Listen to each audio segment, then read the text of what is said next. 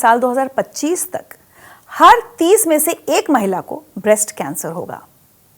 क्या होता है ब्रेस्ट कैंसर, कैसे होता है, कैसे इससे बचा जा सकता है, और ब्रेस्ट कैंसर के अलावा महिलाओं में और जो दूसरे कैंसर्स होते हैं उनसे हम कैसे अपना बचाव कर सकते हैं, ये सारी जानकारी हमारे साथ शेयर करने के लिए आज मेरे साथ जुड़ रही हैं ऑन्कोलॉजिस्ट डॉक्टर प्रज्ञा शुक्ला। डॉक्टर प्रज्ञा शुक्ला, बहुत बहुत स्वागत है आपका जिंदगी विद रिचा में। Thank you so much. चलिए सबसे पहले बात करते हैं कैंसर जो पूरी एक बीमारी है और इसका इतना खौफ है डॉक्टर प्रज्ञा हर घर में। मैंने पहले एक्सपीरियंस किया जब हमारे घर में हमारी माँ को जब कैंसर डायग्नोज हुआ, और तब जितने लोगों के फ़ोन आए या मिलने वाले आए, हर कोई कह रहा था हमारे घर में भी किसी को कैंसर हुआ। तो ऐसा लग रहा था क्या देश में हर घर में कैंसर पहुंच चुका है। तो क्या है ये बीमारी, कितनी खतरनाक है, और क्यों अभी तक मेडिकल साइंस इसका कोई ठोस इलाज नहीं ढूंढ पा रही है?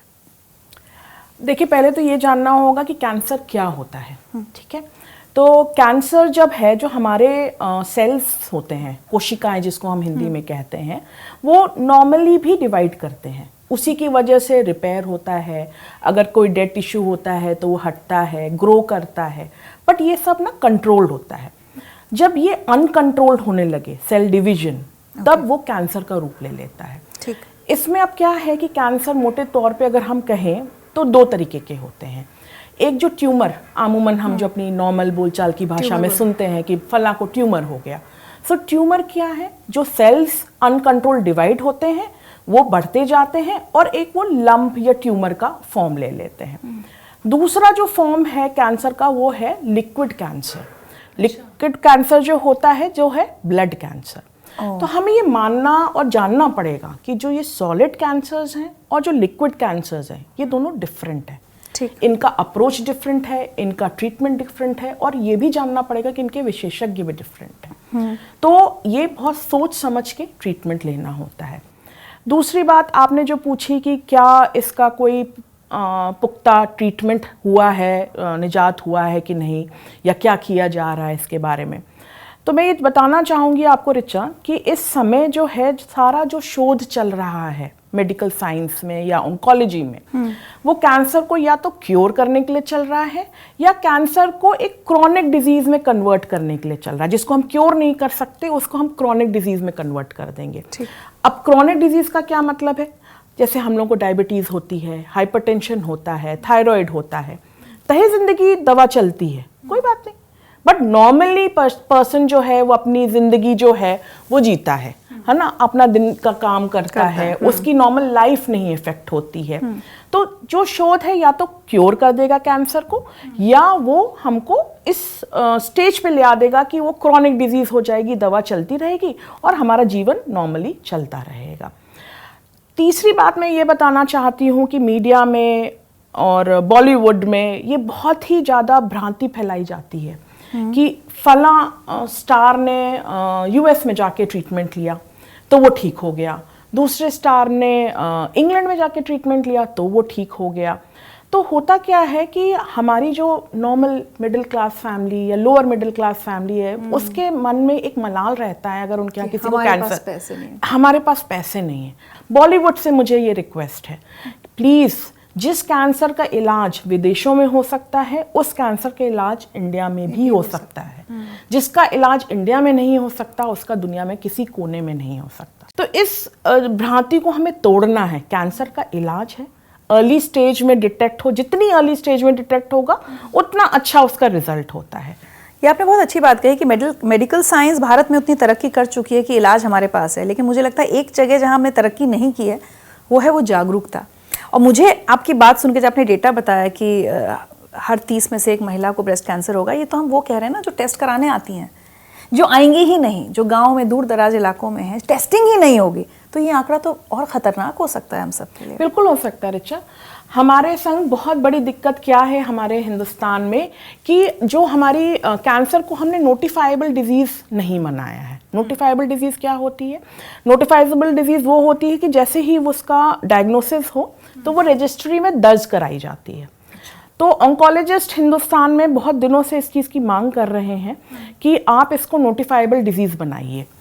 क्यों बनाना है? क्योंकि उसी के हिसाब से हमको सही आंकड़े मिलेंगे, उसी के हिसाब से हम अपने रिसोर्सेज प्लान करेंगे, उसी हिसाब से हमको ये समझ में आएगा जो हम कर रहे हैं वो सही कर रहे हैं कि नहीं कर रहे हैं, हमें कितने लोगों को किस लेवल पे, किस स्टेज पे हमको ट्रीटमेंट देना है, तो ये एक प्रॉब्लम है। अच्छा, महिलाओं के संग क्या प्रॉब्लम है? सबसे बड़ी ये है कि महिलाएं अपनी हेल्थ को अपने परिवार के सारे कामों के एकदम नीचे ले जाती हैं, ठीक है। तो इसमें बहुत कम महिलाएं होती हैं जो आती हैं अपने आप को बताने के लिए कि उनको ऐसा मर्ज हुआ है।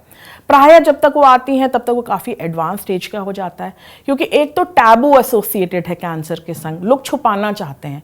उनको ऐसा लगता है जैसे पता नहीं उनने कौन सा पाप कर दिया, गुनाह कर दिया, जिसकी उनको सजा मिल रही है कैंसरों की। चलिए अब वापस आते हैं ब्रेस्ट कैंसर पर, क्योंकि हम उसी के लिए आज यहाँ बैठे हैं। ब्रेस्ट कैंसर के सबसे अर्ली सिम्टम्स, क्योंकि आपने कहा कि अर्ली डायग्नोस होगा तो उसका क्योर हो सकता है, पहले तो वो भी जानना चाहूँगी। और साथ ही क्या ब्रेस्ट कैंसर जेनेटिक होता है कि अगर माँ को हुआ है तो बेटी को होगा ही होगा? देखिए, ब्रेस्ट कैंसर मोस्टली जो है वो एक लंप की तरह प्रेजेंट करता है।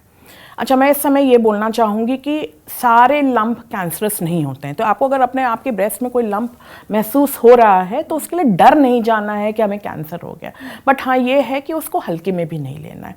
उसको आपको इन्वेस्टिगेट कराना है, आपको अपने डॉक्टर से मिलना है। कैंसर स्पेशलिस्ट से मैं आपको मैं इंसिस्ट करना चाहूँगी कि कैंसर स्पेशलिस्ट से मिलिए। अच्छा। अगर आपको कोई लंप महसूस होता है। और लंप पेनफुल हो या नहीं, दोनों केस में? ये दूसरी बात मैं आपको बताना चाहती हूँ रिचा, कि लोगों में ये मिसकंसेप्शन है कि अगर लंप पेनलेस है तो वो कैंसर नहीं है, बल्कि उल्टा है। जो कैंसर के शुरुआत के जो लंप होते हैं वो पेनलेस होते हैं। जब कैंसर बढ़ता है तो वो आगे पीछे के स्ट्रक्चर्स इन्वॉल्व करता है, नर्व्स को इन्वॉल्व करता है, और तब पेन आता है।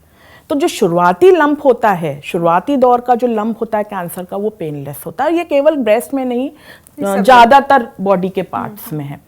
दूसरी चीज़ जो हम देख सकते हैं वो है कि हमारे जो ब्रेस्ट की स्किन में चेंजेस आते हैं, या तो वो उसमें लंप शाइनिंग आ जाती है, उसमें लालपन आ जाता है, उसमें खुजली आती है ब्रेस्ट निप्पल एरुला कॉम्प्लेक्स के आसपास, या वो प्यूडी ऑरेंज जिसको हम कहते हैं पकरिंग, या जो हम कहते हैं संतरे की छिलके जैसा हो जाता है। जैसे छिलका हमने देखा है ना, उसमें छोटे छोटे छोटे वो होते हैं, उसकी जैसे हो जाता है। ये अर्लीस्ट सिम्टम्स हैं। प्यूडी ऑरेंज आना अर्ली सिम्टम नहीं है, ये जब बढ़ जाता है तब ये ऐसा आता है। फिर उसके बाद निप्पल का इन्वर्जन, जैसे हमारा निप्पल होता है वो बाहर की तरफ होता है, अगर वो इन्वर्ट हो जाए, अंदर की तरफ चला जाए, तो ये भी एक लक्षण है कैंसर के। आपकी बगल में एक गांठ आ जाना, जो वो भी कैंसर की गांठ हो सकती है। दूसरा, आप जैसे अगर हर महिला को पता है कि उसका ब्रेस्ट नॉर्मल कैसा है, अगर आपको ये फीलिंग आए कि नहीं आपका ब्रेस्ट वैसा नहीं लग रहा है जैसा कि वो नॉर्मली रहता है, तो आपको डॉक्टर से मिलना चाहिए। अगर आपका जो दूसरा ब्रेस्ट है उससे आपका एक ब्रेस्ट जो है वो कुछ डिफरेंट लग रहा है, साइज में डिफरेंस है, जो उसका वो है शेप है उसमें डिफरेंस है, कॉन्टूर में डिफरेंस है, महिला को समझ में आ जाता है कि ये इसका कुछ अलग है, तो आपको डॉक्टर से मिलना चाहिए। अच्छा, मैं ये एक बात आपको और बताना चाहती हूँ कि लोगों को ये नहीं पता है, बट ब्रेस्ट कैंसर मेल्स में भी होता है। जी, मैं आपसे पूछने वाली थी। हाँ, सो 1 से 3% ही केसेस होते हैं जिसमें कि मेल्स में ब्रेस्ट कैंसर होता है, बट ये वैसा ही होता है जैसे फीमेल्स में होता है, क्योंकि ब्रेस्ट टिश्यू मेल्स में भी होता है, कम होता है बट होता है। तो जहाँ पे टिश्यू होता है वो कैंसर में बदल सकता है। तो वैसा ही होता है जैसे कि मेल्स में फीमेल्स में होता है, उसका ट्रीटमेंट भी वैसा ही होता है। हाँ, प्रोग्नोसिस जरूर जो है वो मेल ब्रेस्ट कैंसर एग्रेसिव माने जाते हैं, तो उनको और अच्छी तरीके से और जटिल तरीके से हमको उसका इलाज करना चाहिए। ओह, बट वो केसेस कम होते होंगे। 1 to 3%। 1 to 3। ये आपने ब्रेस्ट कैंसर के शुरुआती लक्षण बताए, जो ब्रेस्ट की फिजिकल अपीयरेंस ज़्यादातर, शरीर के किसी और हिस्से में भी कोई हिंट मिलती है क्या?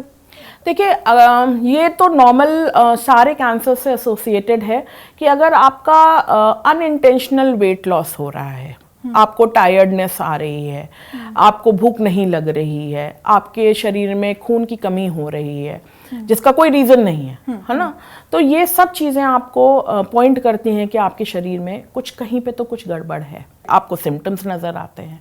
जो मेरा दूसरा सवाल था कि क्या ब्रेस्ट कैंसर जेनेटिक है?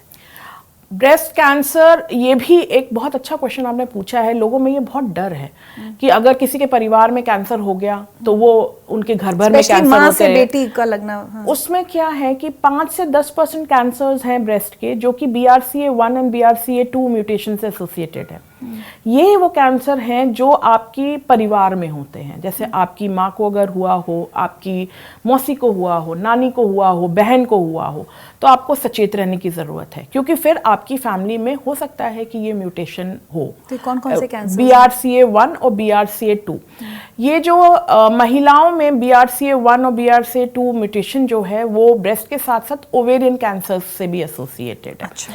इसकी टेस्टिंग हो सकती है, इसमें इतना डरने की ज़रूरत नहीं है। आप अपने नॉर्मल एक खून का जांच करके अपनी बॉडी में ये म्यूटेशन प्रेजेंट है कि नहीं है, इसकी टेस्टिंग करवा सकते हैं। इसका एक टेस्ट होता है ना, BRCA1-2 का टेस्टिंग हो जाता है, और उसके हिसाब से आप सचेत रहिए, अपनी स्क्रीनिंग कराते रहिए। ब्रेस्ट कैंसर के लिए सबसे अच्छी चीज़ ये है कि अगर अर्ली डिटेक्ट होता है तो ये टोटली क्योरेबल है। आप नॉर्मल ट्रीटमेंट ख़त्म होने के बाद महिला जो है वो अपनी नॉर्मल लाइफ जीती है।